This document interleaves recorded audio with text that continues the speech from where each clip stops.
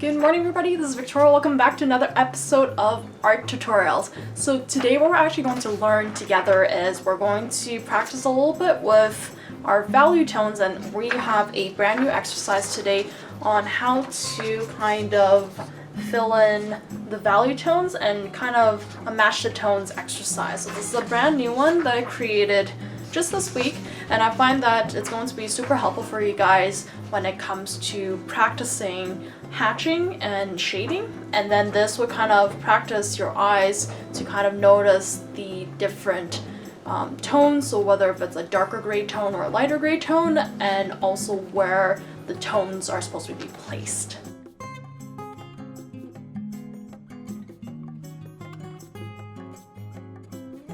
So it's actually going to be really simple and straightforward because you're going to kind of follow me on how to fill in this drawing practice or just drawing example over here, and then you have your reference beside it. So you can actually print this out when you look at the description below. So feel free to print this out before we start doing any of the drawings, and then we're ready to go and start practicing and learning. Let's get started.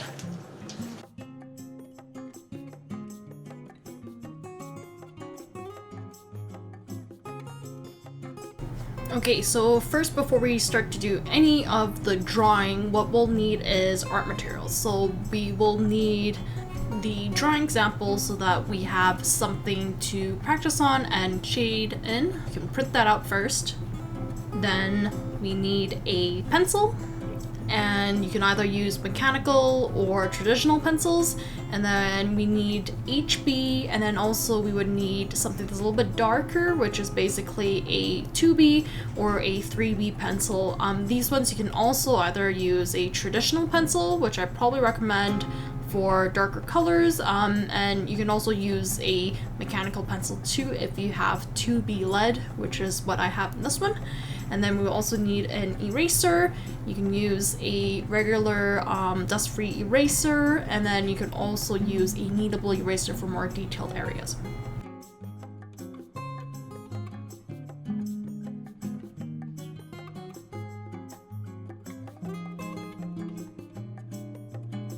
So step number one, what we're going to do first is we want to kind of outline very lightly on some of the parts of the leaves where we want to separate the lighter parts from the darker parts. So as you can see, there are certain lines that I actually already outlined for you guys, and then there are some spacings that I actually kept empty so that you guys can practice and draw that on your own and kind of just finding where the placement is.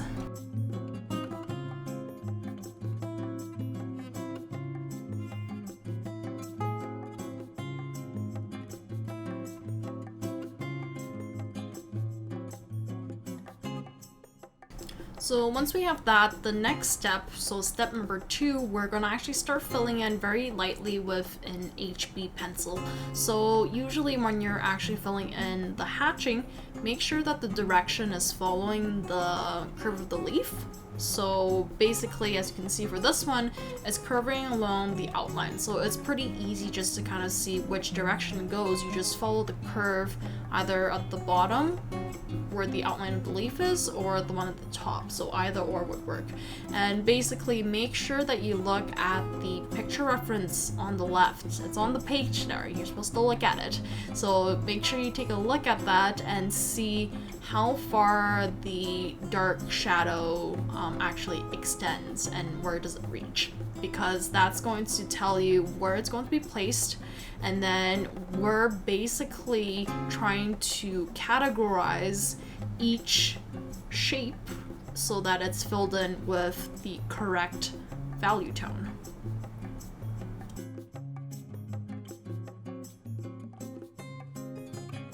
Because each tone has a specific shape that's on the leaf. So basically, once we have that shape that's filled in with that gray tone, it kind of tells us how this leaf is kind of shaped and curved. So it's kind of like the light and the darks, and then making it look slightly bit more realistic. So adding these shapes and filling them in with the correct gray tone, that's how we kind of make sure that it looks like the picture that we're drawing, or the leaf that we're drawing.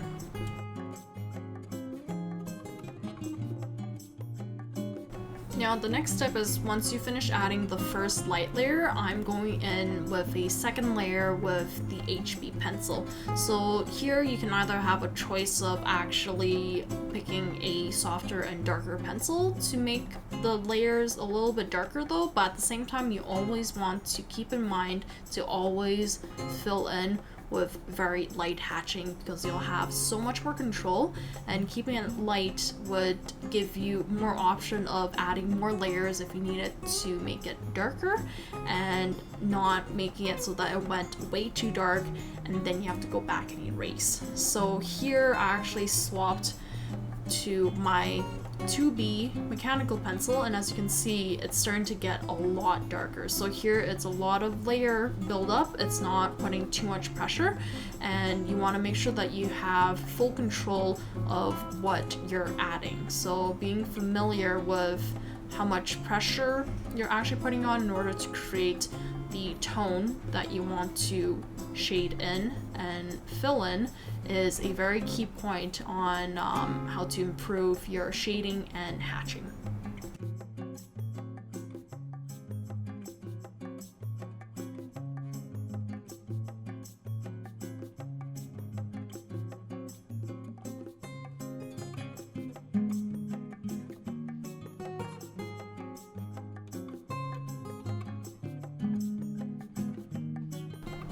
So basically we're just gonna kind of move down and move forward and use the same steps that we did for the top part of the leaf. So first you start with the lighter hatching, and then you kind of map out where the darkest part, or the darkest places for the leaves are, and then you would actually go ahead and add second layers and third layers to make it even darker, so then that way you can add in the lighter gray tones in the other empty areas that you left empty.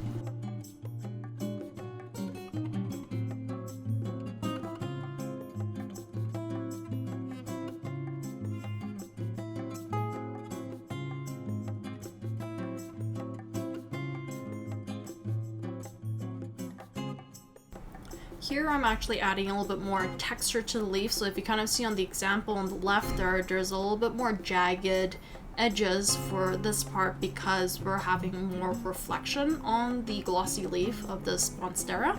So what we're going to do here is that we're going to add these extra textures by adding some cross hatching and kind of blending that in with the base hatching that we already have.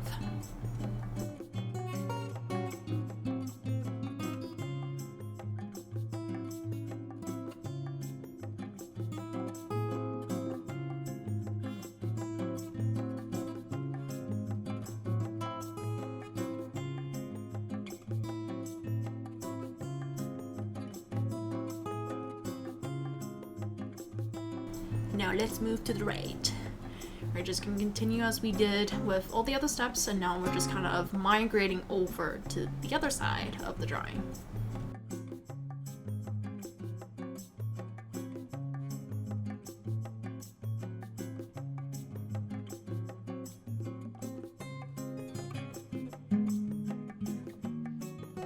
Now that we went over about like 4 to 5 layers with the 2B, and then now we're basically kind of swapping, or I had to swap to a traditional pencil because the mechanical pencil was not dark enough anymore, so I changed to a 3B traditional pencil, and I am adding even more layers to make it even darker so that it matches with the drawing example on the side there. So the key idea is to match what we see on the left side and try to replicate that and exactly copy the tones in this drawing that we're filling in.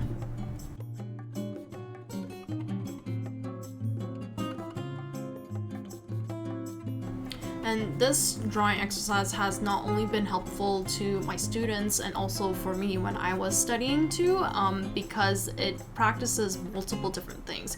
So you're actually practicing the being able to match the tones and actually seeing the difference between what you're seeing in the picture and then the drawing that you're recreating and copying. So then that way it would make sure that the tones are exactly the same, and or at least brings it close enough to looking exactly like that. And then also it kind of practices what type of hatching to use and what directions to use as well, and then also helping you getting more familiar in kind of being able to create soft edges in hatching and more kind of natural and jagged and uneven hatchings as well, and then making sure it looks natural and not on purpose or it looks choppy.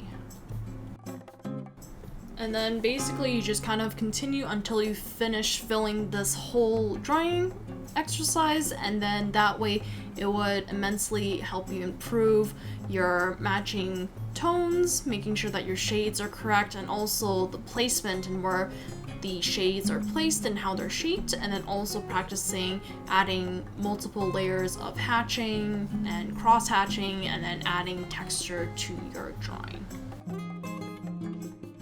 But thank you again so much for watching this brand new video, and I hope this brand new match the tones will help you improve and practice your hatching and shading, and then also being able to kind of get your eyes used to seeing the tones and being able to match them perfectly. So feel free to have fun, experiment, and try out. Don't give up, because the key idea is to continue practicing and just trust the process, and then eventually you will see improvement on the long run.